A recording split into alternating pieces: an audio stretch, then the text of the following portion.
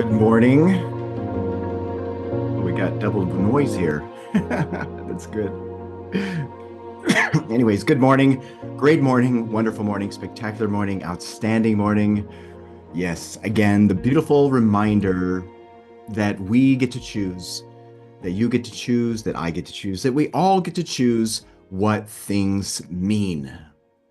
Remember, everything is fundamentally meaningless. Everything just is. Nothing is good or bad. It's our thinking that makes it so. It's our thinking. It's our perception. It's what we imagine to be true. See, that's what determines the feeling you have. And those feelings are the vibratory state of your life that determines what you're attracted to, what's attracted to you, determines everything. It's kind of like this. You go in the direction you face. Direction you face, meaning whatever you're giving attention to.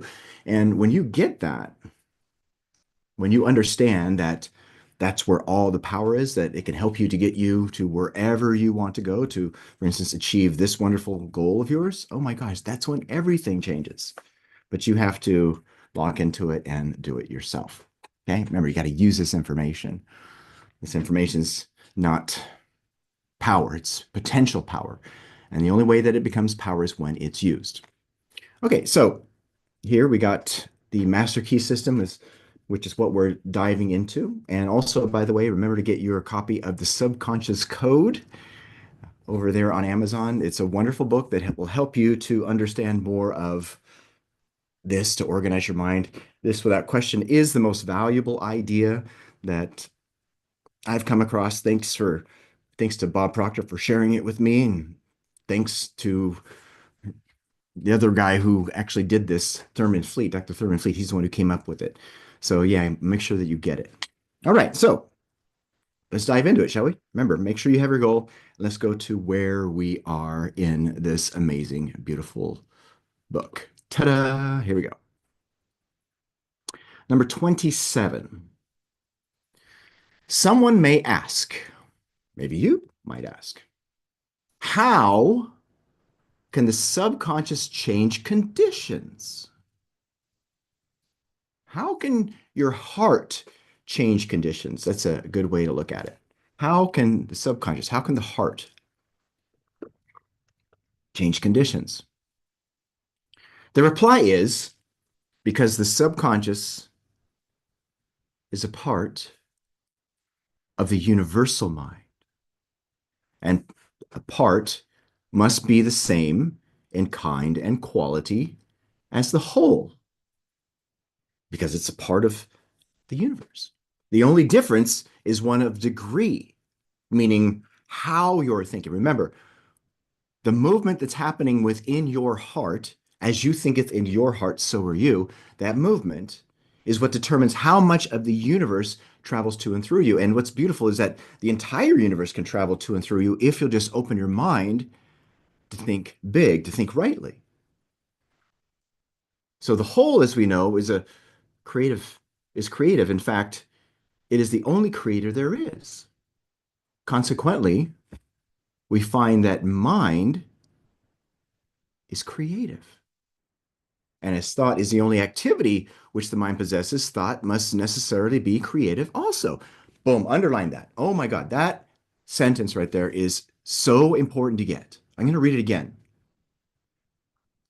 The whole, as we know, the whole, the universe, God, okay, whatever you believe between the two, they're the same, is creative. In fact, it is the only creator there is. Consequently, we find that mind is creative.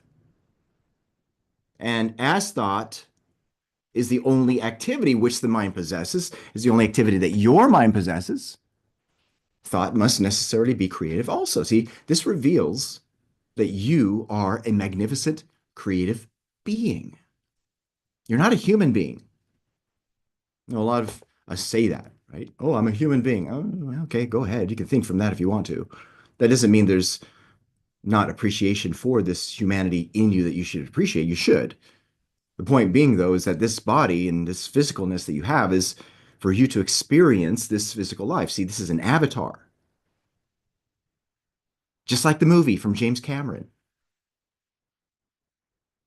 There is a frequency, there's thought energy that's traveling through the ether and it connects to your body and leads your body to move.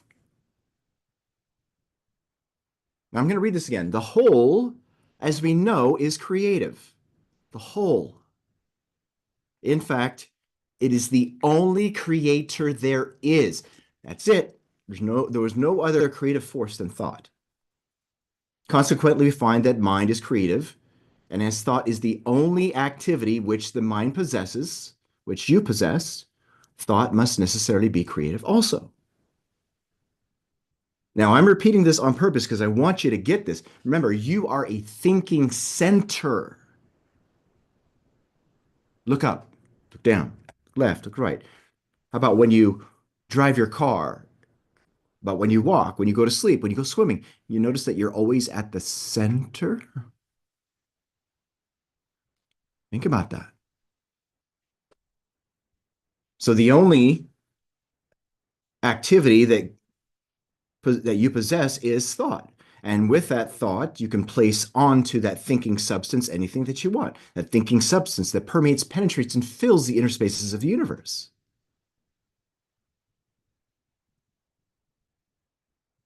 But guess who has to do it for you? It's you. But we shall find that there is a vast difference between simple thinking and directing our thought consciously. Now, you're going to love this. Systematically and constructively.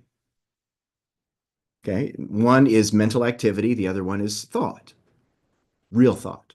Most people don't think. Most people engage with mental activity. So again, but we shall find there's a vast difference between simply thinking and directing our thought consciously, systematically, and constructively. When we do this, we place our mind in harmony with the universal mind. We come in tune with the infinite. We set in operation the mightiest force in existence, the creative power of the universal mind.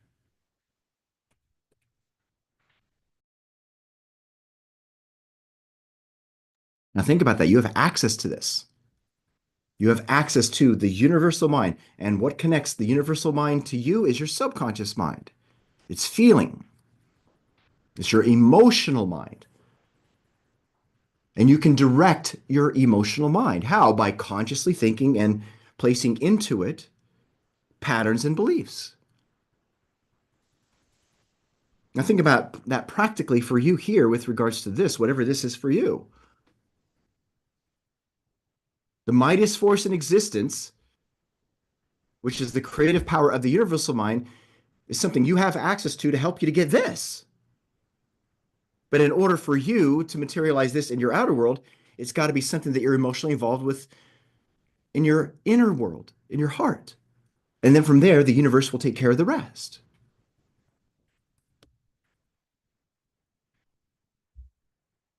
This, as everything else, is governed by natural law. And this law is the law of attraction, which is that mind is creative and will automatically correlate with its being to bring it into manifestation.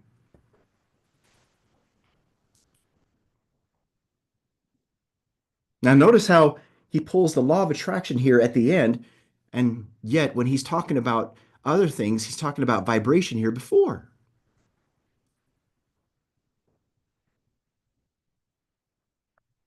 You don't have to concern yourself with studying the law of attraction. What you've got to study is the law of vibration, how to get yourself onto the right frequency, which is feeling. Why? Because that's what delivers the outcomes of your life.